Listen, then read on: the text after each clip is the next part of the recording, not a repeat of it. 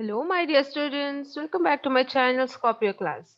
Today in this video, we are going to discuss a class 9 political science chapter or constitutions question and answers. So this video is going to be very informative, so stay tuned till end and hit the like button if you like it and share it with your friends too. Let's move ahead. But before that, students, if you also want the history lessons, MCQs, and the notes, you'll have to subscribe my channel and also visit the description box for the link of the whole playlist of the history part. Okay, so quickly go to the description box and find the playlist and all the lessons, MCQs of history chapter. So now let's move ahead. But before that, if you're viewing my video for the first time, to subscribe my channel and hit the bell icon so that you get the notifications of all the upcoming videos. Now there's a reminder for you all, my dear students, that we have also come up with Scorpio class Hindi channel, and in this channel, all the Hindi lessons explanations are being uploaded with the question and answers, complete notes, and even the grammar syllabus of class 7, 8, 9, and 10. So visit the description box, find the link of this channel, and do subscribe and share it with your friends. The link will also be shared in the I button above so that you can directly go from here and subscribe to the channel. So now let's move ahead and start with the question answers of this chapter. So we have fill in the blanks with suitable words. The first one is the law which governs the state is dash. It's constitution. Okay. The meeting of new constituent assembly was held on dash. It was on 11th of December 1946. Okay. Third one. The chairman of the drafting committee of the constitution was dash. It was Dr. B.R. Ambedkar. Okay. Fourth one. Our constitution provides for a dash system of government. It's federal. Okay. Our constitution provides for a federal system of government. Fifth question. The state where the people enjoy sovereign power is called republic. Okay. Sixth. Our constitution provides for single citizenship to its citizens. Okay. So answer is single. It provides for single citizenship. One person can have single citizenship for a country. Okay, next, seventh one. The right for constitutional remedies has been incorporated in Article Dash. It's Article 32. Okay, next. The directive principles of state policy are borrowed from Dash Constitution. It's Irish Constitution. Okay. So these were the fill in the blanks. Now let's move on to the question and answers. We have answered the following questions. First one, who was the president of the Constituent Assembly? Answer, Dr. Rajendra Prasad was the president of the Constituent Assembly. Next, when did the Constitution come into force? Answer, the Indian Constitution came into force on 26 January 1950. Every year we celebrate this date as a Republic Day. Right? Next. Third question. What does the preamble to the Constitution contain? So answer is the preamble to the Constitution contains the fundamental policies and ideals of the Constitution. It is based on an aspiration and ideals of the people of India. Okay. Fourth question. What do you mean by secularism? Answer. The word secular has been incorporated in the Constitution through the 42nd Amendment of 1976.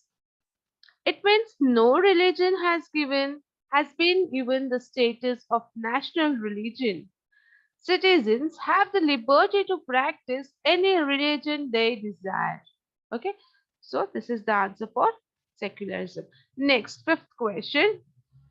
Explain the salient features of our constitution. Answer. The salient features of our constitution are listed below. So there are many features of our constitution. Let us see one by one in points. First, written and lengthy constitution, flexible as well as the rigid constitution, parliamentary form of government, republican system, fundamental rights and fundamental duties, directive principles of state policy, independent and centralized judiciary, single citizenship, adult franchise, and bicameral party system. So these are some of the salient features of our Indian constitution. Okay. Next, which are the fundamental rights incorporated in our constitution? So there are six fundamental rights. Okay. So answer is that there are six fundamental rights, and they are right to equality, right to liberty, right against exploitation, right to freedom of religion, right to cultural and educational rights, and right to constitutional remedies. Okay, so these are the six fundamental rights of our constitution. Next, make a list of the fundamental duties. So here we are having the list of fundamental duties. So let's see.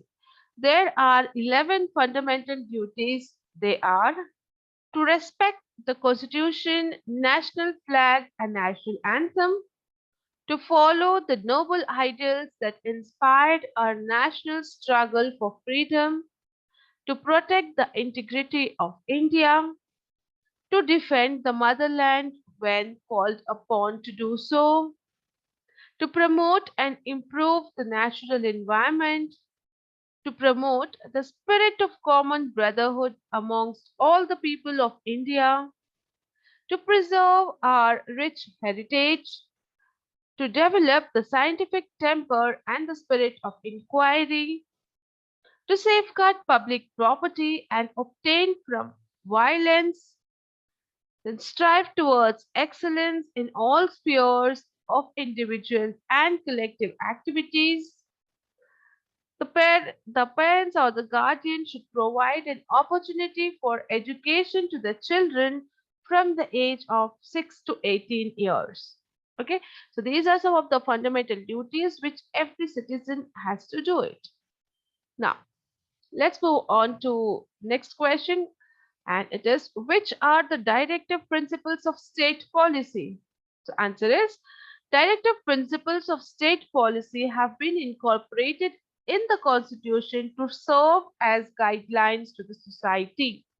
They are to provide adequate means of livelihood to all citizens, to prevent the community's wealth and resources from becoming the private property of a few people, to provide equal pay for equal work to both men and women, and to protect labor welfare, to provide public assistance to those who are old, sick, weak, or helpless, to implement a uniform civil code throughout the country, to provide opportunities for healthy development and preschool education of all children below 6 years, to protect historical monuments and maintain places of historical interest, to separate the executive and the judiciary, to protect international peace and respect international law, to establish gram panchayats, to encourage rural and cottage industries,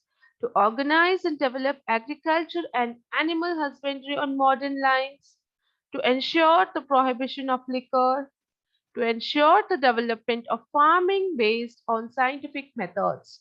So these are some of the directive principles which are made in order to make the society develop. So keeping all this thing in the view, in the point, we have made this some of the directive principles in the constitutions. So some of them are listed below according to the marks of the question asked. You can remember the points and you can mention it.